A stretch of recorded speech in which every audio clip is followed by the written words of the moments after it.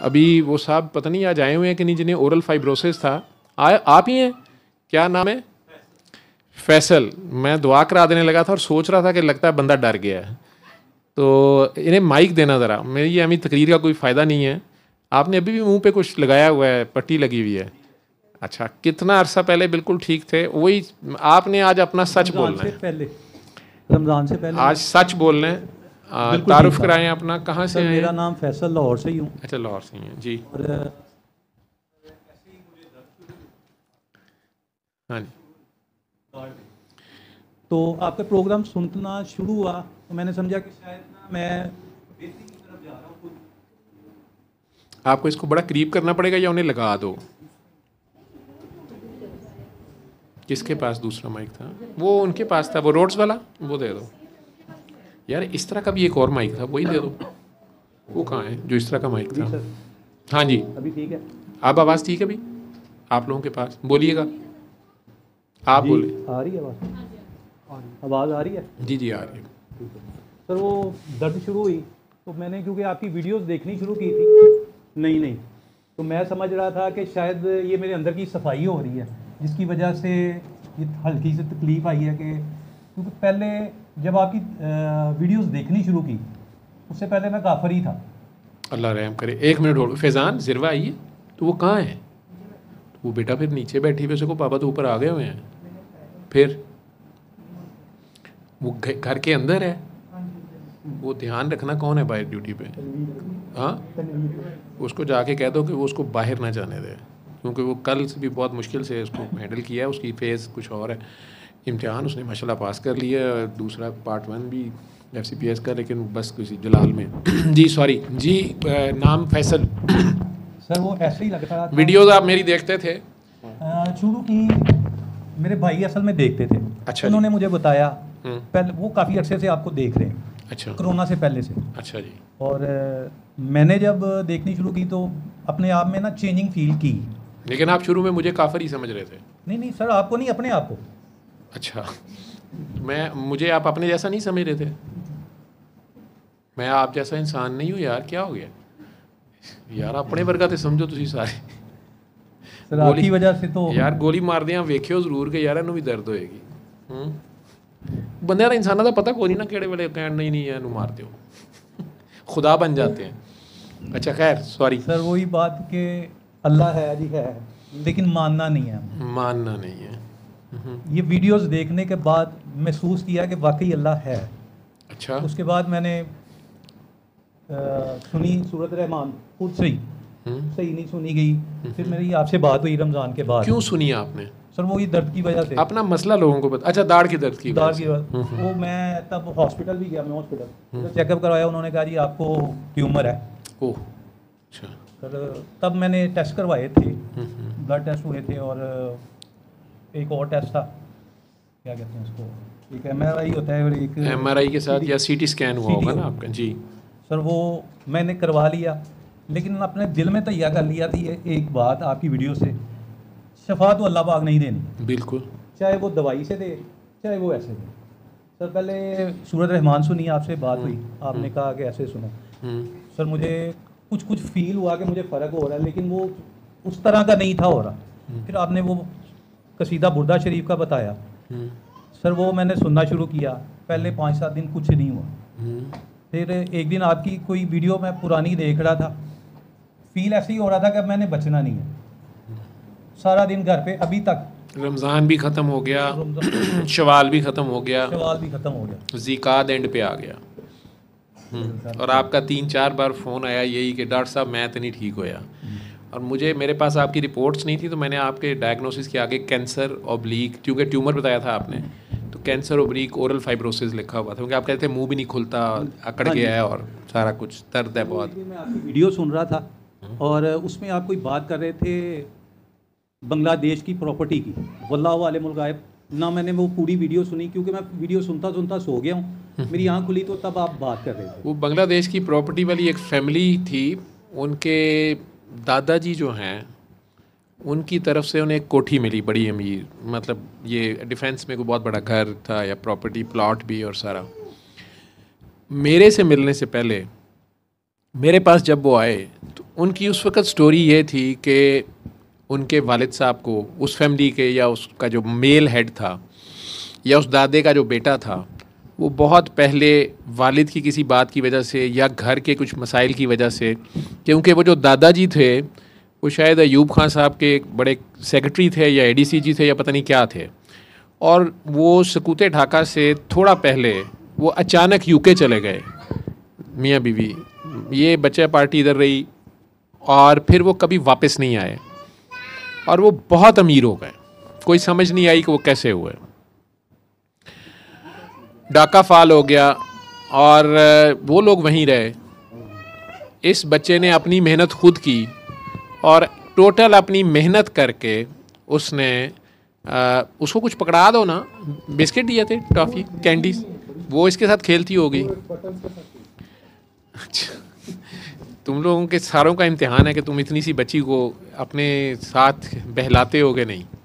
ठीक है, एक माँ तो लगा लेती है, अब तुम लोगों का टेस्ट है। नहीं तो मैं फातिमा फराज को कह दूंगा, वो हैंडल कर लेती है बच्चों को। खैर, तो वो उस बंदे ने अपने मेहनत की और आई थिंक कारों का शोरूम बना लिया। लेकिन अब उनकी जो दादी थी, सो कॉल्ड शायद सुतेली दादी, मुझे नहीं पता क्या कहानी थी, उन्होंने वो जायदाद उन्हें दी कि ये तुम लोगों का भी हिस्सा है, बाकी लोगों ने तो ले लिया था। तो इनके वालिद ने शायद वो एक्सेप्ट किया। घर में डिबेट थी कि लें कि ना लें, इन्होंने शायद एक्सेप्ट कर लिया, ले लिया। और वो बंदे को ख़ुद लिवर कैंसर हुआ और बड़ी तेज़ी से डिटेरियोरेट किया। उनके अपने 2 बेटे थे, बेटियां थीं। वो बड़े बेटे ने वॉलंटियर किया कि मैं लिवर दूंगा, वो इंडिया चले गए, लिवर ट्रांसप्लांट भी हुआ। बड़े बेटे ने जब लिवर दिया तो उसे शदीद पेन शुरू हो गई उस ऑपरेशन साइट पे। कई बार ऐसा हो जाता है, नर्व बीच में आ जाए या कुछ हो जाए। उसके लिए फिर वहाँ के डॉक्टर्स उसको मॉर्फिन के इंजेक्शंस देते रहे। उसको एडिक्शन की आदत पड़ गई और वालिद का लिवर ट्रांसप्लांट कामयाब नहीं हुआ, उसकी डेथ हो गई। एक ही बेटी की शादी की थी, उसकी फॉर नो रीजंस डाइवोर्स हो गई। अपने ही मामू या खाला या किसके घर शादी थी, वो मुहिमा भी ना हल हुआ कि उन्होंने क्यों कर दी डाइवोर्स। फैमिली में ठीक ठाक लड़ाई भी पड़ गई और ये लोग बेचारे आ गए। इस हालत में ये मुझे मिले थे। मैंने दुआ करा दी उन्हें, मुझे कोई बैकग्राउंड नहीं पता था। तो इतना मैंने उन्हें कहा, मैंने कहा वो जो प्रॉपर्टी आप लोग कह रहे हैं, क्योंकि उनमें से उनकी शायद जो वालदा थी, बहू जो थी, उन्होंने मुझे कहा कि डॉक्टर साहब मुझे तो ये लगता है कि जब से वो प्रॉपर्टी आई है उसमें कुछ है। होंगे वो दादी जान, हमारे आपस में बहू को सास हमेशा जादूगर लगती है और सास को बहू हमेशा जादूगर लगती है। जो भी मुसल्ले पे तस्वीर पकड़ेगी तो बजाय उसके कि समझें कि अगले की इबादत है, दूसरे को वो जादू लगता है। सॉरी टू से, मुसलमानों का यही हाल है। तो मैंने उन्हें कहा कि नहीं, जादू का मसला नहीं है, लेकिन आप लोग उस कोठी से दस्तबरदार हो जाएंगे। उन्हें कहें हमने नहीं लेनी। इन्होंने शायद उसके डॉक्यूमेंट्स वापस किए, खुद एक किराए के घर पे चले गए। बेटी जिसकी डाइवोर्स हुई थी उसका बहुत अच्छा रिश्ता अपनी ही फैमिली से किसी दूसरे ने वॉलंटियर किया कि साथ बड़ी ज़्यादती हुई है, हम करना चाहते हैं। वो जो एडिक्शन पे लग गया था बेटा और घर से हर चीज़ बेच के वो करी जा रहा था और कुछ और भी मसाइल में फंस गया हुआ था बेचारा, उसने तौबा की बड़े धड़ल्ले से और उसने कहा मैंने लाइफ दोबारा शुरू करनी है। छोटे वाला बेचारा ही बाप का टूटा फूटा वो जो शोरूम बचा वो तो बिक गया। वो गाड़ियों का छोटा मोटा काम कर रहा था, उसमें अल्लाह ने बड़ी बरकत डाल दी। वो डिफेंस में ही एक घर लेके रह रहे हैं किराए पे, और बाकी छोटी बहनें थी वो भी बड़ी अच्छी पढ़ना शुरू हो गई। तो अचानक से बहन जिसकी शादी हुई थी उसके भी खामद ने अजीब बदतमीज़ी शुरू कर दी। जिस लड़के ने नशा साल से छोड़ा हुआ था उसका अचानक पता चला कि 2 दिन से वो गायब था कि मैं कोई काम करने जा रहा हूँ। उसने गाड़ी जाके मार दी कहीं हाईवे पे और बड़ी बुरी हालत में। उसे डॉक्टर्स ने जब फ़ोन किया वहाँ से कि जी आप लोग आएँ, तो वो मुझे ही फ़ोन आया रोते धोते कि जी दुआ कर दें कि वो बच जाए। वहाँ जाके पता चला कि डॉक्टर CPR उस वक्त भी कर रहे थे उसका। वो बहन एक छोटी बड़ी स्ट्रांग दुआ करती है और वो ख़ातून भी। उन्होंने वहाँ जाके उसकी नफ्स पे दुआ कर रहे थे, ख़ुद मुझे भी दुआ फ़ोन करते रहे। बहरहाल उसकी जान बच गई, लेकिन पता चला कि वो बहुत ज़्यादा नशा किया हुआ था उसने। और जो छोटा बेटा सारा कारोबार कर रहा था वो भी सारा तबाह हो गया। बहुत ज़्यादा पता नहीं फ्रॉड हो गया, कोई गाड़ियाँ लेके 2 बंदा भाग गया है, कुछ पैसे नहीं दे रहे थे। तो मुझे कहने लगे, तो मैंने कहा यार कहीं पे कोई ख़राबी हुई है, कहीं मसला हुआ है, मुझे बता नहीं रहे थे। जो उनके रिलेटिव फर्स्ट टाइम उन्हें मेरे पास लाए थे, उन्होंने मुखबरी कर दी। उन्होंने कहा जी ये वो दादाजी वाले घर में वापस चले गए। मैंने कहा हैं? मैं कहा ये आप लोगों ने क्या किया है? उन्होंने कहा जी वो देखें ना, वो इतने करोड़ की प्रॉपर्टी है और हम किराए पे रह रहे थे और why should we go for it, और ये और वो और फलां। आप उससे क्यों मना करते हैं? मैंने कहा यार इस बात को छोड़ दो। वो जो इतना अचानक अमीर हुआ था ना, अयूब खान का सेक्रेटरी इंग्लैंड जाके, और इंग्लैंड से कभी वापस नहीं आया। तुम्हें क्या पता उसने क्या बेचा और क्या ख़रीदा। इस विरासत में से ना लो कोई चीज़, नस्लें हिसाब देती रहेंगी। इसमें बड़े बंगालियों का खून है, इसमें पता नहीं कितने बेगुनाह फ़ौजियों का खून है, जाने गई दोनों तरफ से। पता नहीं कौन से राज बेचे हैं या नहीं बेचे, मैं उसमें नहीं जाना चाहता। और ये तुम्हारी हर चीज़ ठीक हुई भी, दोबारा फिर तुम जादू और जिन की बातें कर रहे हो। तो डॉक्टर साहब 8 करोड़ कीमत लगी है उसकी। बेटी का घर उजड़, बेटा वापस नशे पे लग गया है, और जो एक कमा रहा है उसका कारोबार ठप हो गया। लेकिन 8 करोड़ की कोठी जड़ी है वो कब्जा हो गया। मैंने प्यार से उन्हें समझा दिया कि मैं इससे आगे, मैंने जो बताना था बता दिया, आगे आपकी मर्जी है। वो शायद वाकया मैं कहीं जिक्र कर रहा हूँ उसमें, जो आपने वीडियो देखी है सर। क्योंकि मैं वीडियो पुरानी जो थी वो देखता देखता सो जाता था, कुछ होश नहीं, और आँख खुली तो ये वाले आप अल्फाज कह रहे थे कि उससे आप दस्तबरदार हो जाए। उसमें पता नहीं कितने यतीमों का हक है जो हक मारा गया सर। उसके बाद आपने दुआ करवाई, मैंने उसी वक्त दुआ भी की। वीडियोस के आपकी वीडियो देखते थे, मैं सो के उठा था, टाइम था गालिबन 9:30-10 बजे का रात का। और पता नहीं कहाँ से मेरे दिमाग में क्लिक हुआ, रमज़ान से पहले गालिबन जनवरी या फरवरी, मुझे कंफर्म याद नहीं है सर। मैं काम कर रहा था पार्टनरशिप पे, और हम हर माह कुछ ना कुछ पैसे निकालते थे। इसे कोई खिलौना देना पड़ेगा। तू बैठी रहे, डॉक्टर साहब बैठे रहे।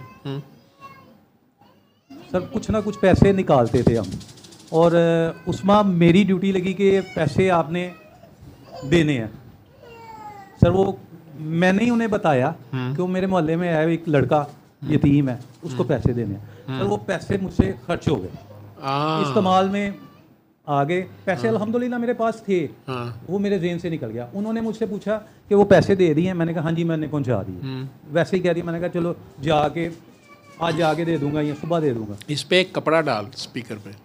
और वो बात आई गई होगी, भूल गया सर। जब आपने सूरत रहमान शुरू करवाई उस दौरान भी मुझे एक दफ़ा याद आया, मैंने कहा अच्छा चले अब तो नहीं, सुबह जाके दे आऊँगा।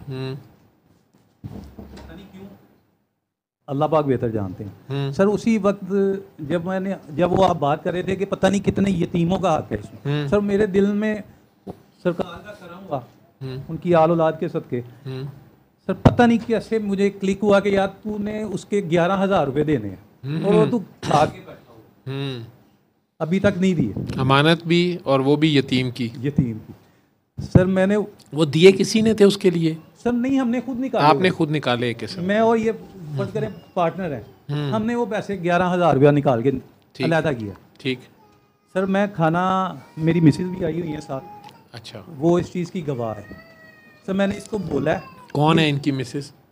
अच्छा आप हैं फिर जी। अच्छा जी सर। मैंने इसको बोला कि ना ये खाना दे के गई है मुझे, मैंने एक नवाला लिया, मैंने इससे बोला है कि ना मेरे पैसों में से ना वो पैसे निकालो 11,000 रुपये। ये पानी लेने के लिए गई है, मैं डांटा इसे। मैंने क्या बोला है तुझे कि पहले पैसे निकालो, बाद में कोई और काम करना। अंदर पता नहीं क्या हो रहा था सर। वो इसने ऐसे वो पैसे समझ लें कि इधर से निकाल के इधर रखे, और अगला नवाला मेरा इतना सुकून का था कि मैं आपको बता भी नहीं सकता। जैसे हवा में मैं लटक रहा था, शिफा शुरू हो गई, वो एकदम से मेरे पाँव ज़मीन पे लग गए सर। ये मुझे नहीं पता कैसे। फिर अगले दिन, उस वक्त मैं जा नहीं था सकता, अगले दिन सर मैं गया उसके पास, उससे माफ़ी मांगी कि भाई आपकी अमानत थी मेरे पास, 11,000 ही दिया फिर आपने? नहीं हाँ, मैंने 15 दिया। शाबाश। तो ये भी अल्लाह मेरे कह रहा पास है। आपकी अमानत आई थी, मैं माजरत चाहता हूँ, मैंने इस्तेमाल कर ली 2-3 माह पहले से।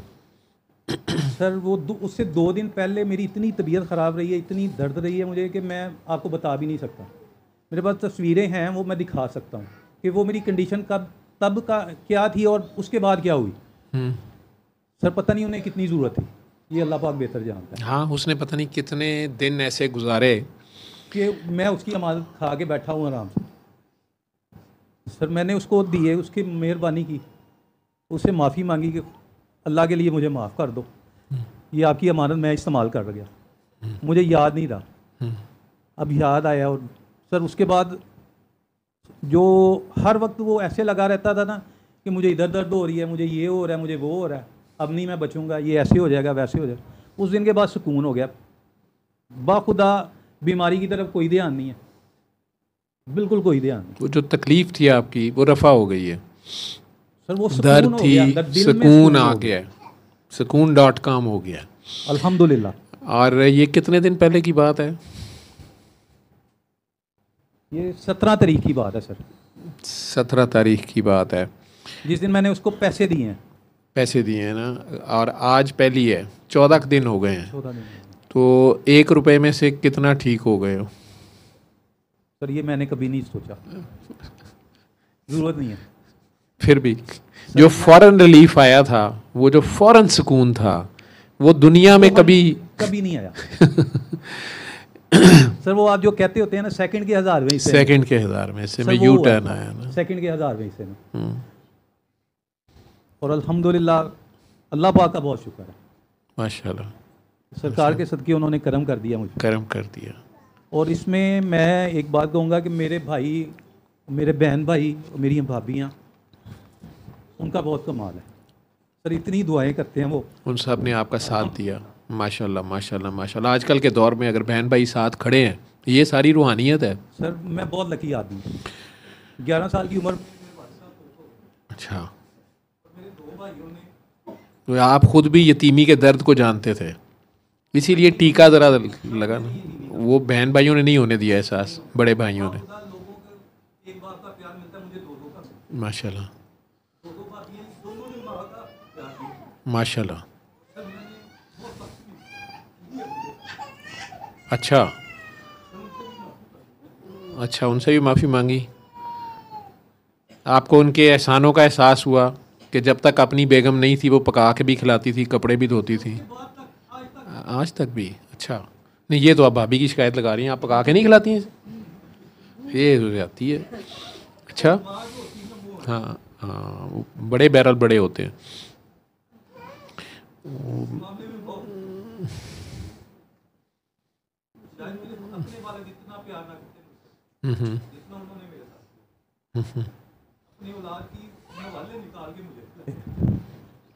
ठीक, और इस मुश्किल वक्त में भी वो साथ खड़े हुए।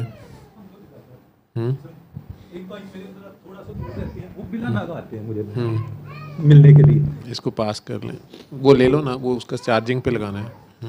लाइट वाली साइड अपनी तरफ रखें। हालांकि मुझे बहुत तकलीफ होती है जब मैं उन्हें देखता हूँ।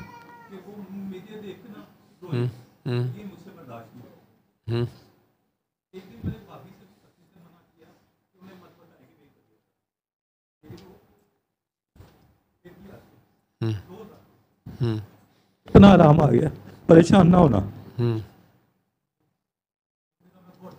अल्लाह खैर करेगा इंशाअल्लाह ताला, वो शिफा देने वाला है। और अपने करीबी अजीज़ रिश्तेदारों में और कोई देखें, महल्ले में देखें, जो कहते नहीं हैं लेकिन ज़रूरतमंद हैं। आपके घर में कई ऐसी चीज़ें पड़ी होंगी जो आप इस्तेमाल ही नहीं करते, या वो शेयर भी की जा सकती हैं।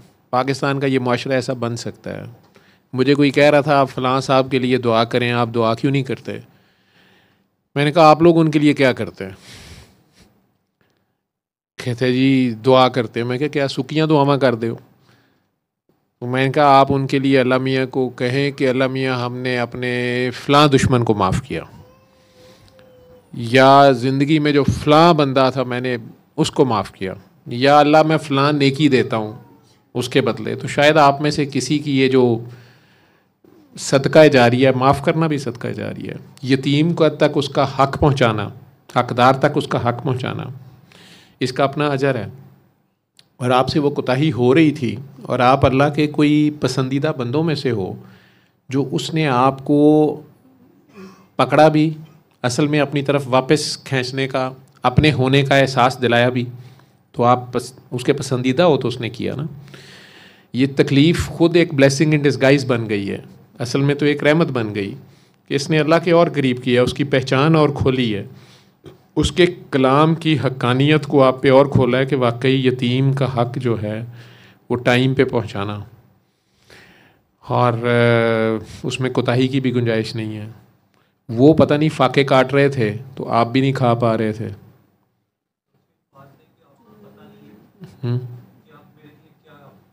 उसने ये कहा, उसने कहा कि आपको पता नहीं है कि आप किस टाइम पे ये कितनी बड़ी हेल्प लेके आए हो मेरे पास। हाँ जी। हाँ,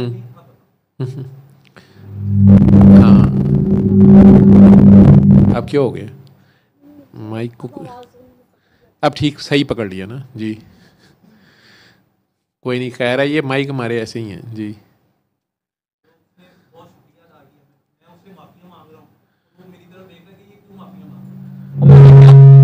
ये क्यों हो रहा है? ये आप शायद कर रहे हो।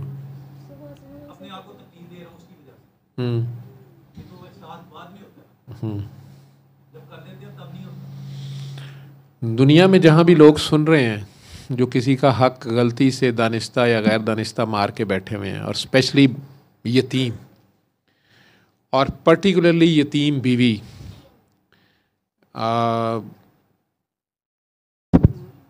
जितने शादीशुदा हजरात बैठे हुए हैं उनमें से कितनों की बीवियां यतीम हैं?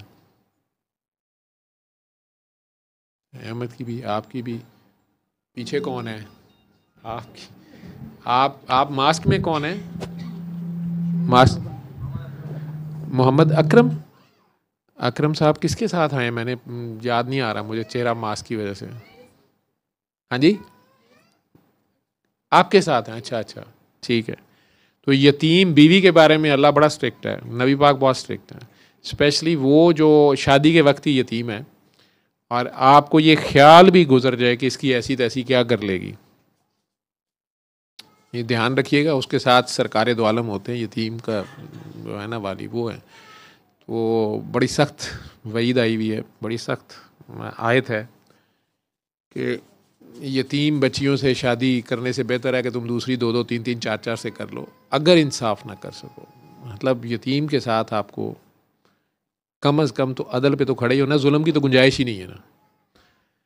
और उसकी फ़ाइल भी मदीना मुनव्वरा में पड़ी होगी, आप एम ही जाके मक्के का दरवाज़ा खटखटाते रहें, और मक्के वाले तो ख़ुद मदीना दरूद पढ़ने गए होते हैं, उनके गाने गाने गए होते हैं, ज़रा ध्यान ही रहे। तो यतीम के मामले में मैंने भी कुरान करीम की एक बार एक आयत गुज़र गई, किसी ने कहा कि हम सब दिन में 5 बार नमाज पढ़ते हैं, और उसमें जब भी हर रकत में सूरह फातिहा पढ़ते हैं और एहदिन सिरातल मुस्तकीम एहदिन सिरातल मुस्तकीम कहते रहते हैं, या अल्लाह हमें सीधा रास्ता दिखा।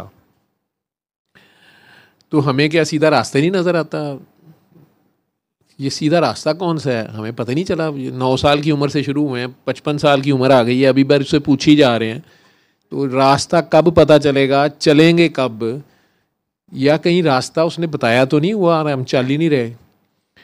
तो बाबा जी के काके थे यूनुस अंसारी साहब, तो उन्होंने उन्हें फट आगे से कहा कि बेटा फ़लाँ सूरत की सूरह इनाम की आई थिंक, उन्होंने कहा 151 152 आयत देख लेना, तो कुछ तो रास्ते का पता वहाँ से चल जाएगा, मुकम्मल नहीं लेकिन काफ़ी रास्ता वहाँ पे बताया हुआ है, सीधा रास्ता। तो देखा तो वहाँ लफ्ज़ ये हैं, हाजा सराते मुस्तकीमा, इन्हें कहो कि आओ मैं तुम्हें बताता हूँ कि सीधा रास्ता क्या है। तो उसमें सबसे पहली बात तो थी कि शिरक ना करना। 9-10 बातें हैं, लेकिन उसमें दूसरी या तीसरी बात जो थी वो यतीम के बारे में थी। दूसरी थी, पहला था अल्लाह का अपने बारे में शिरक ना करना, दूसरा था कि आई थिंक वालदैन के बारे में बड़ी सख्त वईद थी कि वालदैन की नाफरमानी या उनके साथ बदतमीज़ी ना करना, तीसरा नाहक कत्ल था, और चौथा शायद यतीम है।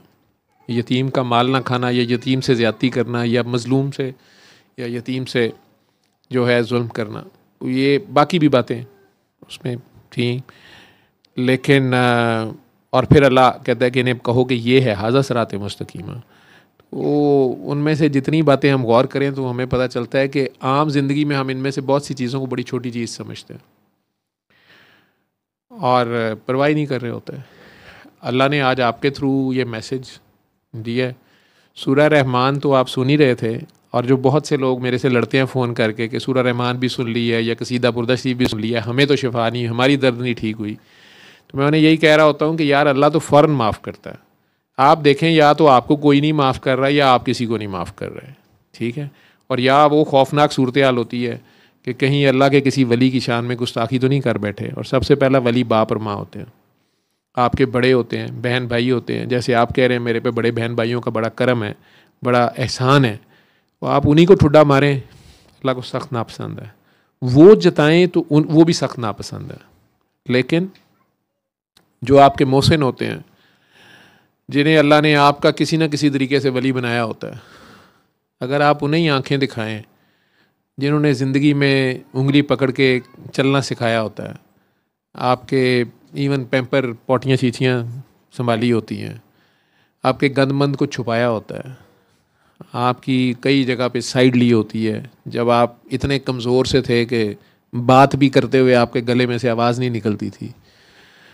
उन्हीं लोगों को जिन्होंने कलम पकड़ के अलफ बे सिखाई होती है लिखनी, नुक्ता डालना सिखाया होता है, लाइन खींचनी सिखाई होती है, वो किंडरगार्टन के टीचर, बड़ा सब्र आज़मा काम होता है ये किंडरगार्टन के बच्चे को संभालना, सिखाना, आगे चलाना।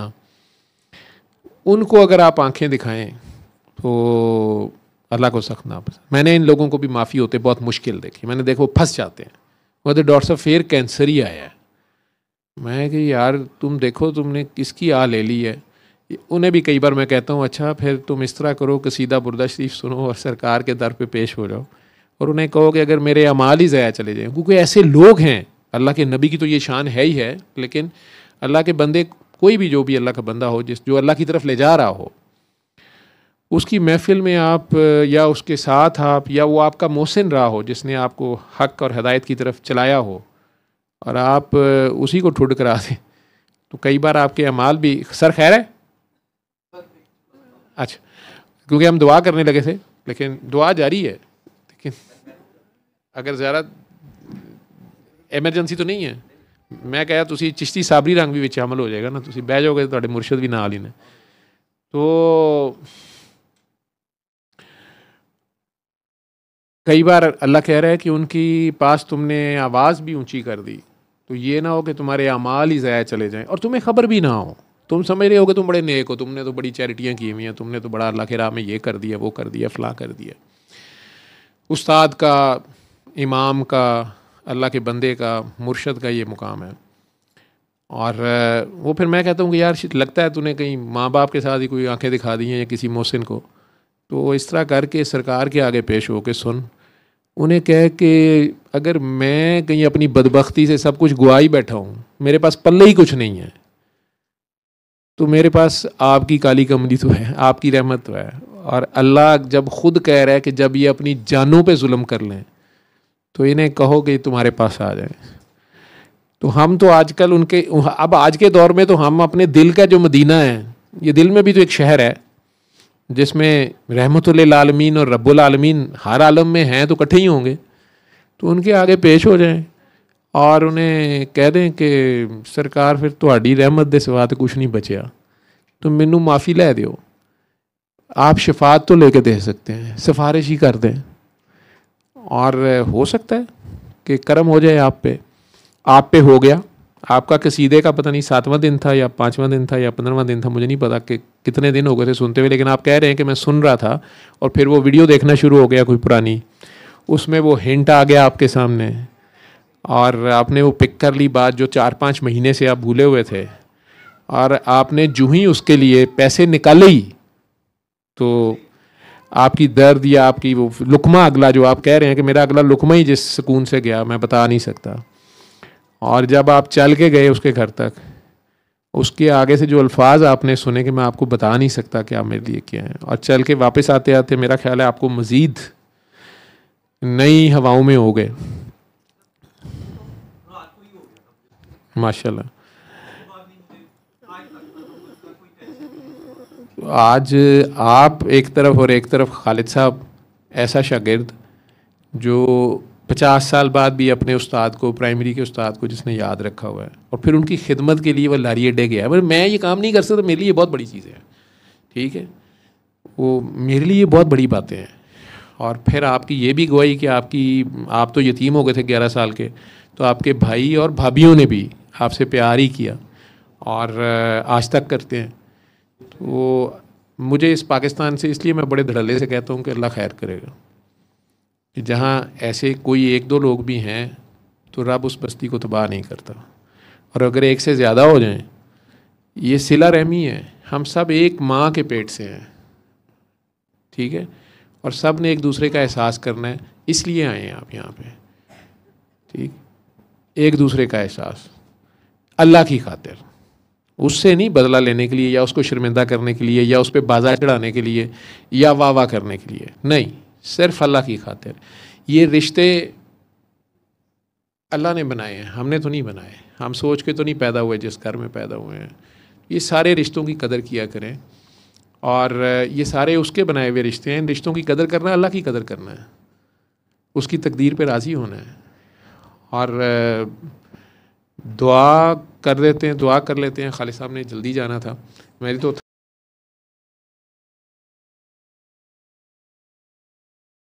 सल्ले अला सल्ले अला सल्ले अला सल्ले अला सल्ले अला शफीना